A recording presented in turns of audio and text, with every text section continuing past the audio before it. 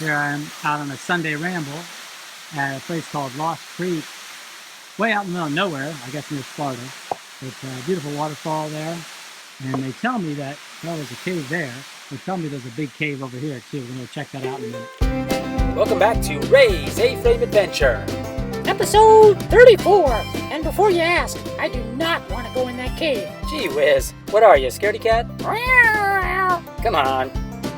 Looks like this is the entrance to Lost Creek Cave. Oh, brother, here we go. The waterfall's over there. Look at that. And the water just must go underground because this is a dry creek bed. Is that dragon breath coming out? Inside the cave over here and see what's going on. Yeah, go ahead. I'm right behind you. Not. Installing more flooring this morning, and I've got to attach into the area that I'd already laid down. So when you butt up this foam, the insulation underlayment here, you just want to butt it up underneath so it's tight to the old one that's under there. And then the sleeve actually gets pulled over here, this plastic sleeve that was already attached to it, and it gets stuck down on this adhesive layer that we're exposing here on the next sheet. And these butt together, you don't want to overlap, and you want this insulation to butt together so there's not a lump. And that's why they give you this little thin piece to join. Any areas where you don't have that thin piece to come over and stick to, then of course you've got to use the foil tape on the seam. Duct tape, baby. All right, I've got my wood floor installed in the utility area / hall here, and Wait, tell me that's not toilet paper on the floor. Okay, I won't tell you. What would your mother say? Hey, I was probably just using it to clean something up. Oh, that makes me feel better. Moving on. I had to install that before I installed the bifold door, which we've got right here, okay? So we got the bifold door. It came with 2 instructions. This is the actual part that came with the door on the outside. This is the actual instruction sheet that came inside the bag. And as I look at it, the instruction sheet that came inside the bag actually matches these parts. This one does not. Weird, but that's just how it is sometimes. So we're going to use this instructions. I'm familiar actually with this packet here.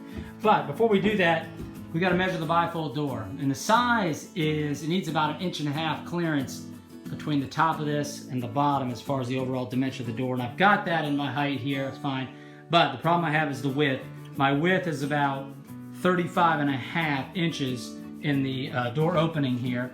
And this door is 35.5 inches exactly, and you've got to have a 1/2 inch around the door here. So what I'm going to do is I'm going to take off about 1/4 inch off of each side of the door. There's not much wood inside these doors. It's a hollow panel door, and so you don't have really a lot of solid wood on the edge. So I'm going to take about 1/4 off of this side and then 1/4 off of that side, which then should fit inside the opening.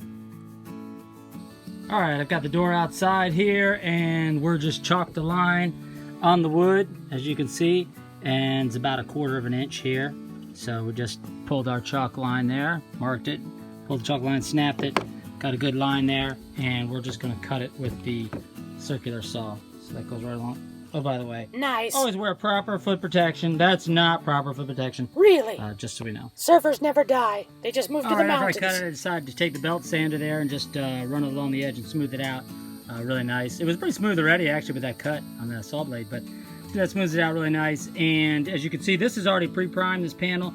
So before I paint it, I'm going to have to go back and prime these edges here before I put a finished coat of paint on it. All right, next step is to put in the pivot pins. This is where the door actually pivots. It's going to pivot on this one. And this is the lead door panel on this side here. And that's going to go in the guide. And these are spring loaded. So that's the top of the door. And then I put the pivot pin here on the bottom and just hammer those in. And this has got a little adjustment on it for adjusting for height. Once it sits in the bottom little track thing, it's going to go here. All right, we installed our track up here for the bifold door. And that just had some screws. Had to be 3/4 inch off the edge here from the front facing. And just had some screws. And normally center that track up in the opening. The track was actually a little bit long because my opening's a little small, so I had to cut that off with a hacksaw. Okay, I actually used the jigsaw. I was tired. I used the jigsaw, all right? Nice smooth cut. Cheater. Now we're installing the lower bracket for the bottom. It's just going to go up and screw into the wall here, and it has to rest on the floor. And it does have a screw that's going to go in here, the pin. I drilled out a hole that's a lot larger, obviously, than the screw, so to go into the subfloor, again, because these planks will move, contract, and expand because of the movement. So I want to have enough play in here that if this goes, it won't pinch on this screw that's going to go down through the middle. All right, here I have the door in the tracks. and works good. The only thing I'm thinking is it closes okay, but it's a little tight on this side, just barely touched the wall. I might just shave that off just a hair, but it fits in there pretty nicely. I got to put a knob on it still, obviously, to open it up, but there it is. So it has an adjustment here to adjust the door in or out from the wall, which makes that spacing even on the wall here and gives you enough room so you can move that in or out. And then this guide just here just pops up in the track, and there you go.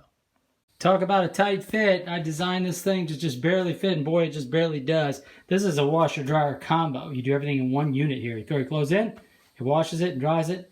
I'll have to see how it works. It's interesting, but the door here just clears it, which I figured it would, but boy, that was cutting it close. Yeah, maybe too close. The next thing I got to do is install the It works. hot water heater system here, which is the Yes? hot water on demand.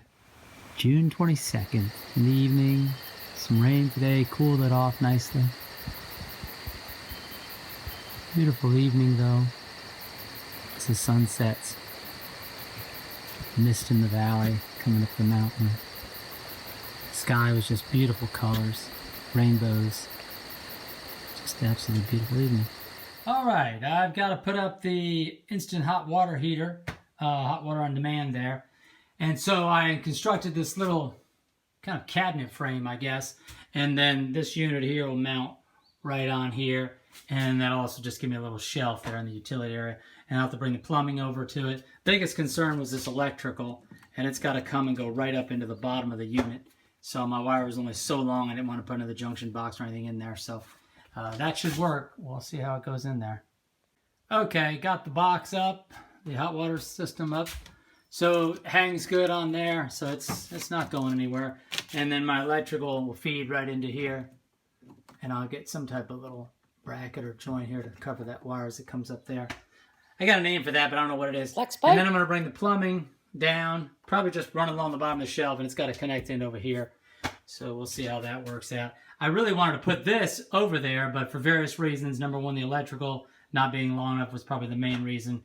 But it'll work out good there. And as long as my door closed, my bifold door, which I had to take off to access all this today, that should work. Here's a little video. I'm inside the Lost Creek Cave looking back out at the entrance. What are we doing in here? It's cool. And not much to see inside there at this point. Like a Unless coffin. you get some good lighting. I think I've got bat poop on my shoes. Well, it says you're not supposed to go in here without a permit number. It's called guano. From the Fall Creek Falls State Park office. And probably a good reason because it's dark in here. Something's crawling on me. So I might have to check into getting that. I'm just really right at the entrance here. Could be a Going cricket. in. Or a spider. So not very far back in. But Or a it scorpion. looks to be a large cave going way back. I'm out. I will say though, it's beautiful. It's nice and cool in here. It's like maybe in the 55 degrees or something. It's just awesome. Or it's really hot outside, probably about 90 or so. So I'm trying to sketch here at Lost Creek. There's kids around too. And I've got these little purple butterflies flying around me, landing on me here as I'm trying to work. They're really pretty, the other side of the wings. I forgot what they're called. I think I painted them with it. I don't remember what they're called. Come on, shoot. Time to paint the bifold door here. It has a primer coat on it already. Comes that way. And I'm going to paint a final finish coat on it. Just masked off my hinges here. Don't really care about the rest of the hinge. Most of that's hidden. I just want the moving part here covered so that paint doesn't get inside the hinge there because it always cracks and looks bad. So that'll be covered up. And I was going to spray it outside, but every time I go outside to do it, it starts to sprinkle out here. It's a little cloudy, a little thunder. And so I have us all set up to do that with the sprayer, but I think what I'll do is end up just coming inside. I've got a foam roller here. It's between a foam roller and a brush. I think we could probably do a good job. So it looks like that's what I'm going to do. It's going to take a little longer to do it that way and spray it. It's just a lot quicker and smoother, but this will be really nice also. Looks like what I'm going to end up doing is taking the brush and cutting in with the brush kind of in some of the grooves and stuff and doing that, and that way getting it in there nice and good, a little bit easier than the roller. And then coming back with the roller and just kind of doing the flat areas And again, this is a very smooth roller. It's just a foam roller. And then that'll take out any major drips or just, you know, thickness with the brush that I really don't like, because I want it to be pretty smooth. And that combination I think will work out pretty well. All right, let's get to doing the rest of it. Anyway, I got an old paint tray here that I'm using, and the white already dried in it. It's actually a removable piece that you can pull off here, the plastic cover, and just put a new one in there. But it dried out. I let it out in the sun. It's fine. It's dry. It's not picking up any old paint, so I reuse that without having to Remember, kids, throw out an extra thing that I really don't need. reduce, I've got the reuse, first coat. recycle. Well, actually, second coat, I guess. It was already pre-primed, so it's the second coat on there. And save. And I'm going to have to put another coat on it, so I'll have 2 coats of finish on it. And before I do that, I'm just going to take my sanding block here, which is a foam sanding block, smooth finish on this one. And I don't know, it's probably like a 180, 200, something like that. Just lightly touch it up. Not really sanding it, just knocking off any burrs that might be on there that you can feel with your hand. And next coat should be the final coat. Yeah, should be the final coat. I don't know if you can see this or not, but I've brushed in again here. I'm showing you in the roller, but I actually used the brush to brush in the trim here and the detail areas, which is how you normally paint a door. You'd start that first, then you'd come and you'd do the smoother surfaces on the top, on the outside rather than flat surface, and then this panel here, and then eventually you do the cross panels here and here. But in this case, since I'm using a roller, I can just roll it on, and since it's a smooth roller, it'll just cover up nicely, and I don't have to worry so much about going in one direction or the other, because it's going to put it on nice and smooth and thin. And what I like about the rollers too is any of these areas here where it got thick with the brush in there, this will just pull out some of that excess paint, which is what I want, because I don't want any detail. I hate when you see a paint, they just globbed it on, it's either running in the corner or just covers up a lot of the wood detail. So I'm trying to get the paint on there relatively thin, but with good coverage. So that has a nice white coverage, but with no runs or drips. I think that explains it enough, and yeah. Oh, if you heard thunder in the background, yeah, it's a good thing we didn't do it. I try to spray it outside because it is raining. Well, there you go, the finished door. Looks good if I say so myself, and I do because I'm the only one here. Hello, I'm right here. It looks great. On days like this, especially if you're going to paint it vertically like this, the door, it's humid outside. You want to make sure, yeah, you don't have too much paint, otherwise it'll just run down on the face of it. So if I was spraying it, but well, if I sprayed it, I'd probably still do it the same way. I'd put it on blocks and probably spray both sides. But when you're spraying it, you know, you can put it on a little bit lighter. But no runs, no drips so far. A few areas, and just, you know, to touch them up as you see them. And let's see, especially around this knob situation, there's always like a run that happens around there. But that looks good. So we're gonna let it dry, and then we'll install it back in its place.